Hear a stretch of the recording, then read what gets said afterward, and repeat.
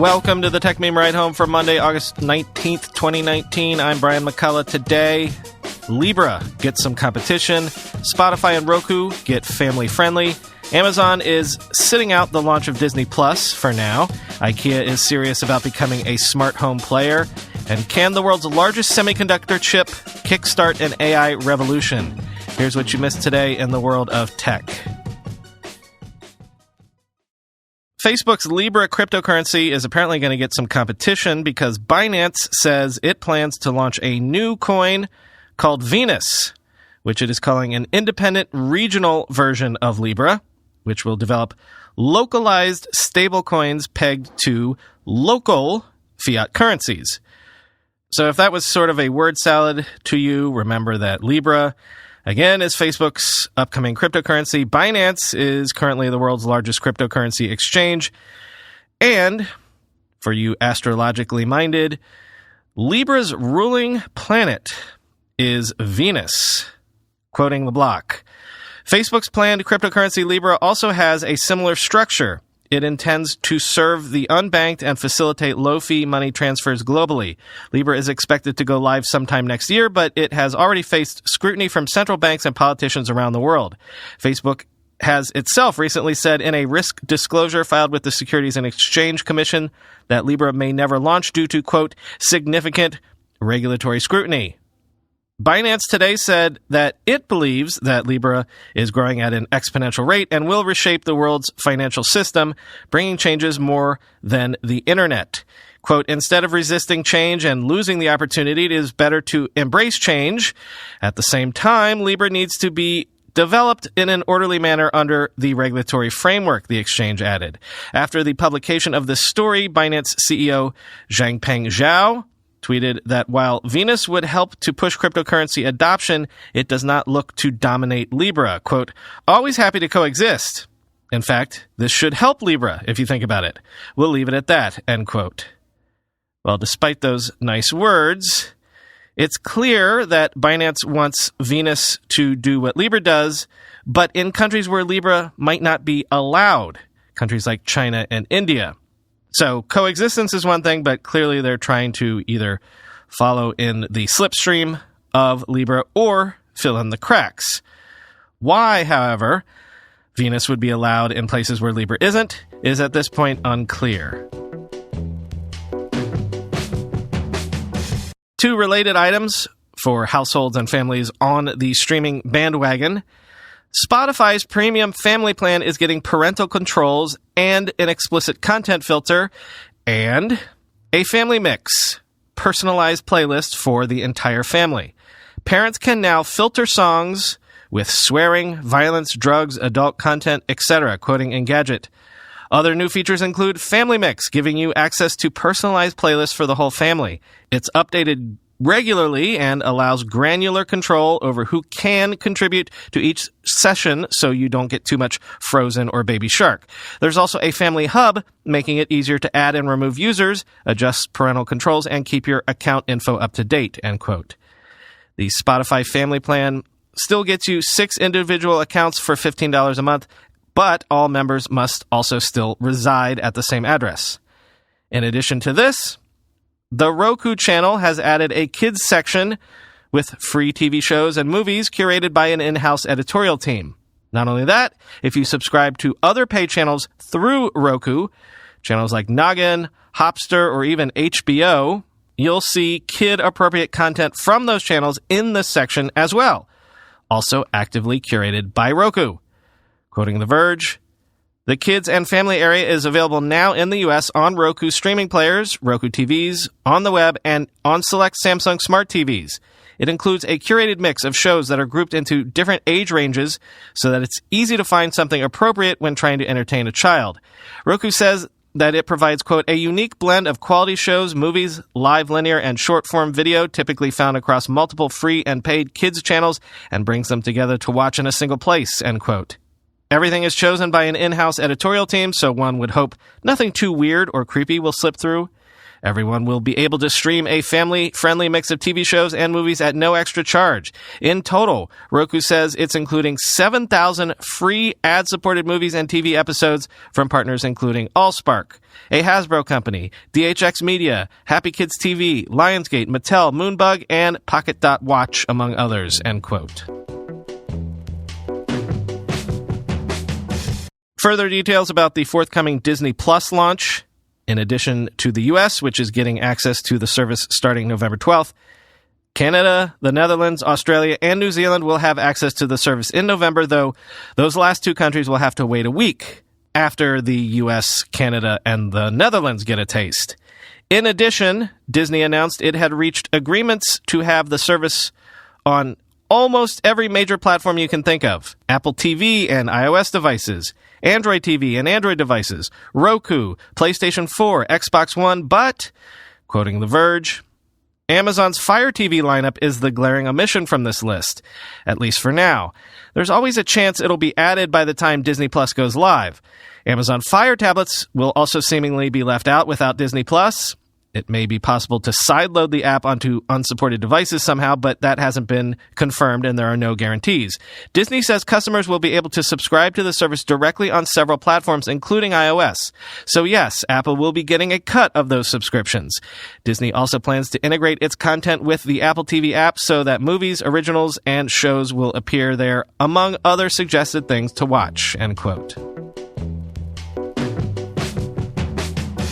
I told you recently about how IKEA has partnered with Sonos for the launch of smart speakers that double as lamps. And that was on top of IKEA's first smart blinds that will go on sale this October. It turns out that IKEA has slowly been making a push into smart home furniture in a big way, and an announcement late last week confirms that IKEA is serving notice that it is serious about this smart home stuff. So serious, it's creating a new business unit, IKEA Home Smart, with the goal of creating a whole ecosystem of smart devices that IKEA will have end-to-end responsibility for. In other words, Alexa, shots fired, quoting The Verge. With access to 78 million shoppers who visit IKEA stores each year, the announcement also serves as a wake-up call to smart home incumbents like Google and Amazon. Quote, "We have decided to invest significantly in HomeSmart across IKEA to fast-forward the development. This is the biggest new business we are establishing since the introduction of children's IKEA," said Peter Vanderpoel, manager, IKEA Range and Supply, a.k.a. the box that sits above IKEA of Sweden within the complicated IKEA Group organizational chart. The new business unit is helmed by the aptly named Bjorn Block and sits alongside IKEA of Sweden's 10 other business units that include lighting, living room and workspace, textiles, kitchen and dining, and IKEA food, end quote.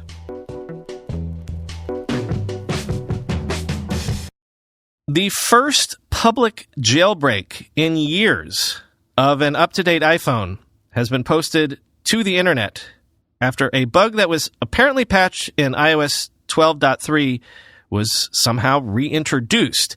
Basically, over the weekend, researchers discovered that somehow iOS 12.4 included a bug that was in previous versions of iOS that makes it relatively easy not only to jailbreak iPhones, but also hack users. Quoting Motherboard, Pwned to Owned, a security researcher who develops iPhone jailbreaks, published a jailbreak for iOS 12.4 on Monday.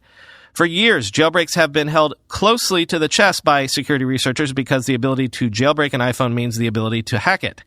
As we've reported several times, exploits for the iPhone can sell for millions of dollars, which means that no one has been willing to release jailbreak code publicly because Apple will quickly patch it.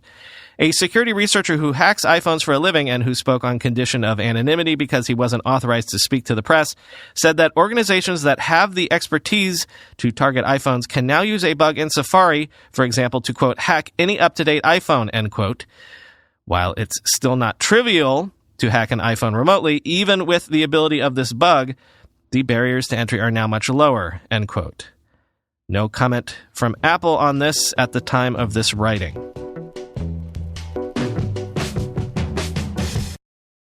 I find these sorts of stories fascinating because I'm not sure people are prepared for the revolution that we are on the cusp of seeing in the world of insurance. In fact, the more I read stories like this, the more I wonder if insurance as we know it is about to be fundamentally broken, or disrupted is another word, because, data. In fact, if anyone knows someone smart in the insurance tech space that can speak on this, have them get in touch, and I really want to do a weekend bonus episode about this. Root Insurance is an auto insurance startup that leverages telemetrics data from its mobile app to gauge driving style and thereby set car insurance rates accordingly. Root has just raised an additional $350 million at a $3.5 billion valuation. Here's how Root works, according to TechCrunch. Drivers download the app and take a test drive that typically lasts 2 or 3 weeks. Then Root provides a quote that rewards good driving behavior and allows customers to switch their insurance policy. Customers can purchase and manage their policy through the mobile phone Root app. Root says its approach allows good drivers to save more than 50% on their policies compared to traditional insurance carriers. The company uses AI algorithms to adjust risk and sometimes provides discounts.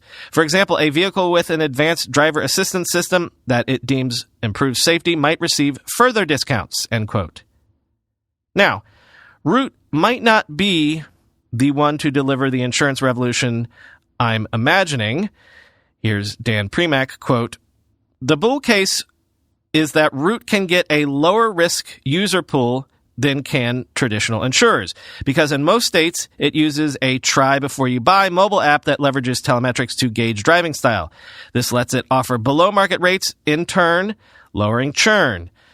The company also has moved its claims infrastructure in-house, which should give it better control over user experience.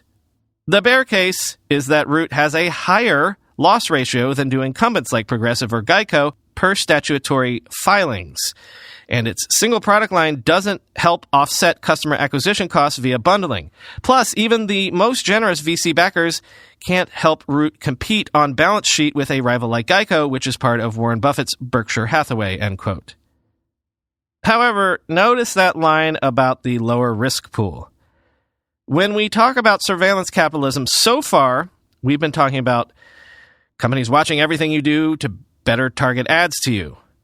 I think, though, that we're on the cusp of watching everything you do to affect things like insurance rates. Your Amazon Echo listening in to hear if you're coughing? This is what we're talking about. Everyone wearing smart health devices? This is what we're talking about. Our health insurance company recently offered us a discount if I shared my City Bike riding data so that they could tell if I rode a bike at least 50 times over a 6-month period. So, extrapolate further. Maybe an app that shares how often your phone screen is unlocked when driving. Maybe your car sharing everything you do when you're driving. This is what I'm talking about. Eventually, your totally connected smart car, your totally connected smart home, your totally connected smart body monitors everything you do every day and reports that data to your doctor, your health insurance company, your home insurance company, etc. Don't you think we're really on the cusp of that? And I wonder, if so, how much this breaks the traditional model of insurance in this regard. Eventually, if you don't agree to be monitored, at what point will companies simply not insure you? So you have the choice of either submitting to the panopticon and live a life that is completely monitored and prescribed by the watchers, or you're drifting in the wind.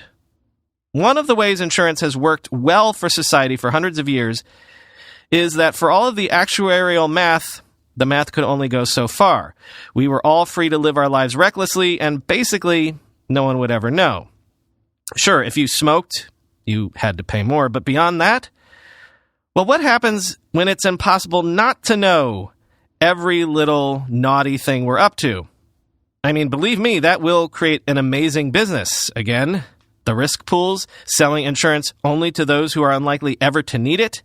Insurance has always promised to be the best business ever devised, if you could work that out. And it would be great for society overall if everyone behaved less recklessly, of course.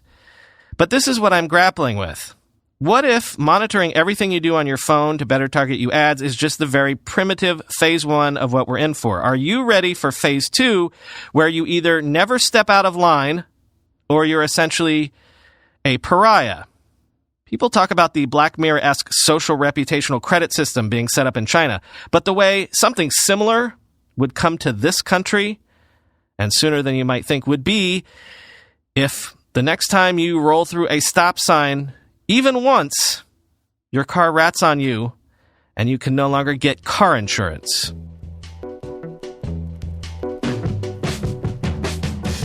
And finally today, a company called Cerberus Systems has unveiled the world's largest semiconductor chip at 8.5 inches wide.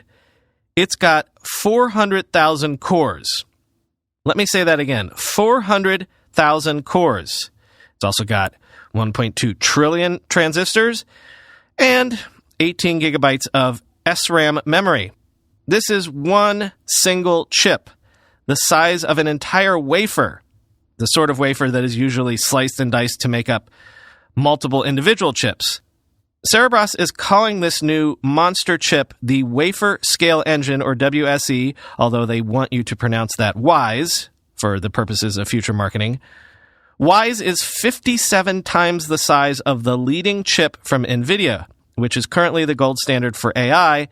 And in fact, that is what WISE is hoping to target, AI applications. Quoting from Fortune, AI has become a ferocious consumer of chip technology, constantly demanding faster parts. That demand has led to a nearly $3 billion business almost overnight for the industry heavyweight $91 billion NVIDIA. But even with machines filled with dozens of NVIDIA's graphics chips, or GPUs, it can take weeks to train a neural network, the process of tuning the code so that it finds a solution to a given problem. Bundling together multiple GPUs in a computer starts to show diminishing returns once more than 8 of the chips are combined. The industry simply cannot build machines powerful enough with existing parts. Quote, "The hard part is moving data," explains Andrew Feldman, CEO of Cerberus Systems. "Training a neural network requires thousands of operations to happen in parallel at each moment in time, and chips must constantly share data as they crunch those parallel operations. But computers with multiple chips get bogged down trying to pass data back and forth between the chips over the slower wires that link them on a circuit board. Something was needed that can move data at the speed of the chip itself. The solution was to, quote, take the biggest wafer you can find and cut the biggest chip out of it that you can, as Feldman describes it," end quote. I think it's worth clicking through to the article to see how Cerberus pulled this off. It's an engineering sort of breakthrough, as this is something that companies have been trying to do for decades. There still needs to be some real-world testing before we can declare this an unqualified success, but there are 2 breakthroughs here. First, Cerberus created the technology for making chips this big. Second, if the promised breakthroughs for AI prove out, that could lead to a generational leap in AI technology. The company is actually producing an appliance to market its chips through, which it says will be 150 times as powerful as a server with a bunch of NVIDIA chips in them, at a fraction of the power consumption, and way less physical space requirements. As one prominent investor is quoted as saying in the piece, "They have created 2 Silicon Valley unicorns in one company," end quote. And right before I locked the script for recording, I saw that legendary semiconductor investor Pierre Lamond posted this on Medium. Quote, "Every once in a while, a technology company comes along and defines a generation. Cerberus will define the AI generation," end quote. The only thing I have to share with you today is that this weekend the wife and I managed to binge watch season 1 of the show Fleabag. It was as amazing as everyone says, and apparently season 2 is downright transcendental. So as opposed to the book recommendations I've been doing lately, today I recommend to go stream the TV show Fleabag. Phoebe Waller-Bridge is indeed a genius. Talk to you tomorrow.